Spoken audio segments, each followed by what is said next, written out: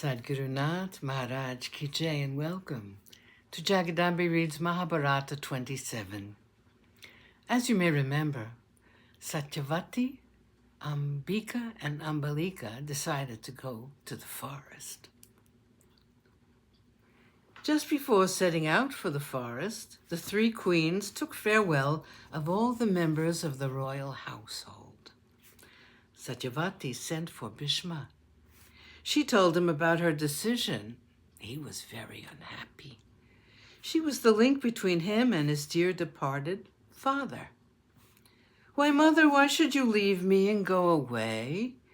Will you not stay behind and help me to bear the burden of sorrow?" Satyavati said, "My son, I will not stay. Vyasa told me that there is nothing but annihilation in store for the house of the Kurus. I thought I was a brave woman, but I am not. I cannot see the destruction of the Kuru family. I will escape to the forest. I am firm." "Annihilation," said Bhishma. "Tell me more about this prophecy of Vyasa's." Satyavati told him. Bhishma's face was white and drawn with pain. He said, "I find that I am also willing to play the coward. My father has granted me a boon. He said I can die when I please. There's nothing left for me to live for, mother. I will also summon death and go back to the arms of my mother." "No, you shall not," said Satyavati. "That is the reason for my calling you. I leave these youngsters in your hands. It is up to you to see that the house of Kurus is firmly established in this world. You must not dream of retiring from the world until this duty is performed. Once I commanded you to do something for me and you refused. This time, you cannot. I command you to guard these children." Bhishma bent his head down in silent consent. Thus they parted, Satyavati to find the peace that had been denied her all these years. Bhishma with the burden of life imposed on him till fate thought fit to relieve him of its crushing weight. Chapter 15, Jealousy, Its First Sprouts. For the first time in their lives, the Pandava princes tasted the life of luxury that was theirs by birthright. They were all youngsters, the Pandavas and the sons of Dhritarashtra.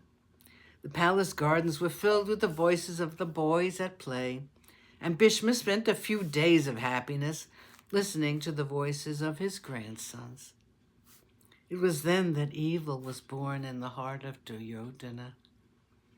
Bhima was a wild lad. He enjoyed teasing the other boys. He was the strongest of the lot. In any kind of fight, he would be the winner. In boxing, wrestling, in any game of strength, he was able to defeat the sons of Dhritarashtra.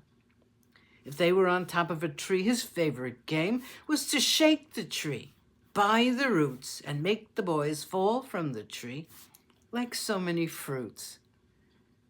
They resented this.